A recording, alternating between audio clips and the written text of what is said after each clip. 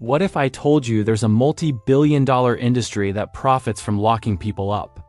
An industry where human freedom is the product and more arrests mean higher earnings for shareholders. This isn't some dystopian movie. This is the very real business model of for-profit prisons in the United States. It's a system designed to keep beds full to make money. And here's the twist. While the overall private prison market has actually been shrinking, the biggest players, CoreCivic and the GEO Group, are seeing their revenues surge in 2025. Federal contracts, especially for immigration detention, are creating a bonanza for these corporate giants. Business is booming for them. But the raw material for this business is human lives. To get how we got here, you have to rewind to the 1980s. The war on drugs was in full gear. Aggressive policing and harsh mandatory sentencing laws were causing the U.S. prison population to explode. Public prisons were dangerously overcrowded, and governments were buckling under the cost. And that's when private business saw a golden opportunity. In 1984, the Corrections Corporation of America, now called CoreCivic, landed the first ever contract to take over a jail in Tennessee. It was a revolutionary pitch: run a prison like a business. They promised they could do it cheaper and better than the government. That same year, they opened their first privately owned facility in Houston, a quickly remodeled motel to hold immigration detainees. This was the birth of the modern for-profit prison industry, an industry that simply didn't exist before 1983. From just one contract, it has ballooned into a machine that generates billions. And it was all made possible by a political climate that loved free market fixes for public problems. Today, the industry is dominated by two corporate giants, CoreCivic and the GEO Group. While they don't control the entire market, they are the undisputed titans. They're also publicly traded companies, meaning you can buy their stock right next to tech giants and car companies. And who's their biggest customer? The U.S. government. Specifically, federal agencies like the Bureau of Prisons and, most profitably, Immigration and Customs Enforcement, or IC. In the second quarter of 2025 alone, these companies reported huge financial gains. GEO Group, one of ICE's largest contractors, posted revenues of $636.2 million. Not to be outdone, CoreCivic reported $538.2 million in revenue for that same quarter, a nearly 10% jump from the previous year. CoreCivic's CEO, Damon Heininger, told investors, "We've had a tremendous second quarter."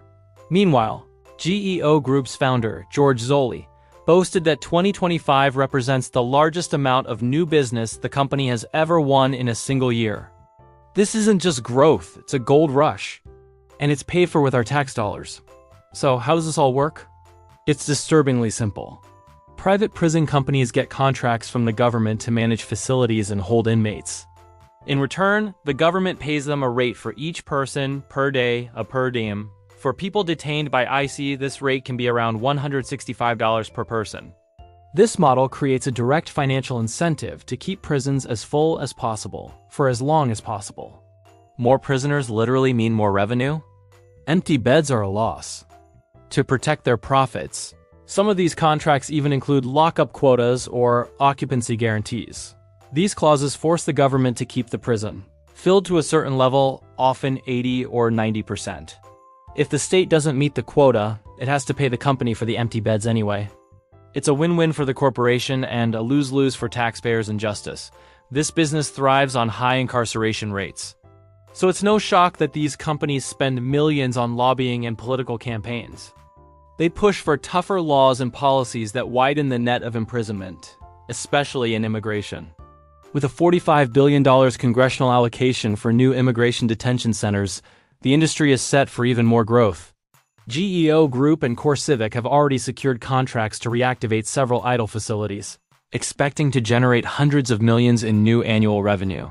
For instance, GEO Group, whose reopening of Delaney Hall in New Jersey is projected to bring in over $60 million in its first year.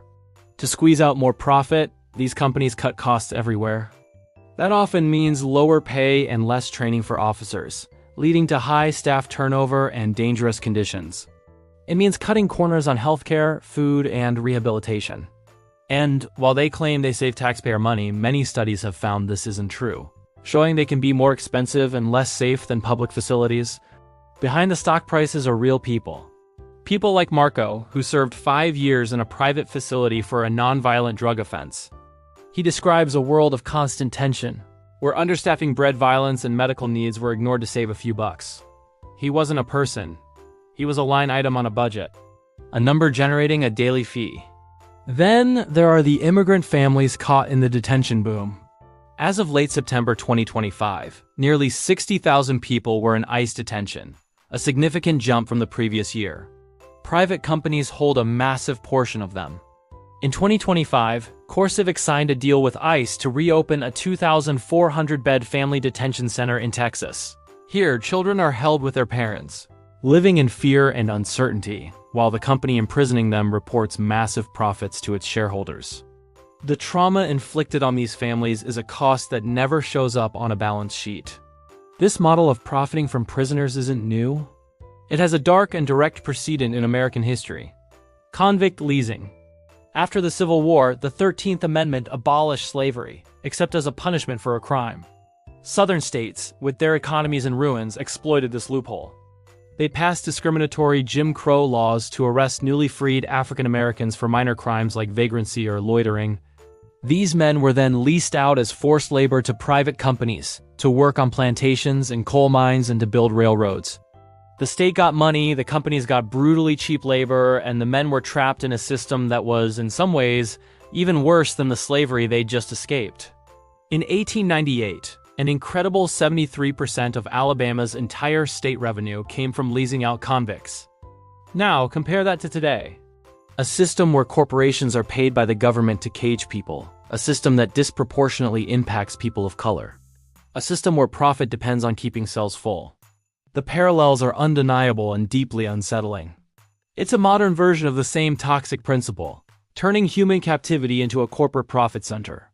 Defenders of the industry argue that they save taxpayer money, provide better programs, and reduce overcrowding in public prisons. They sell themselves as a partner to an overburdened system. But when you dig into the evidence, a different picture emerges. A major 2016 Department of Justice report found that private prisons were more dangerous and less effective than government-run facilities. In fact, inmate-on-inmate assaults were 28% higher in the private facilities studied.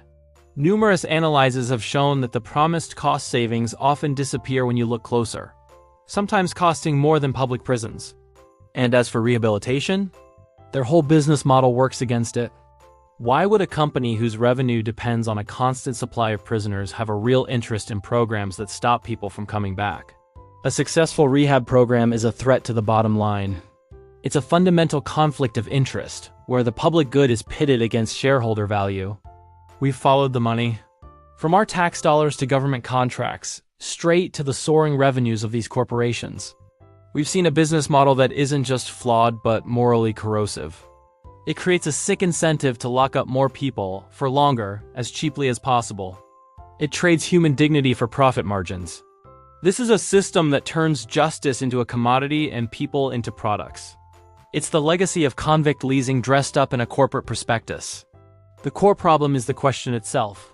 Should anyone, anywhere be allowed to profit from putting another human being in a cage? The numbers speak for themselves. The history is clear. The human cost is immeasurable. The real question is, what are we going to do about it? The first step to changing any system is to understand it. If this has opened your eyes, don't let the feeling fade. Share this, talk about it. The companies that profit from this system depend on public apathy. So, let's make some noise. Let's discuss this in the comments below.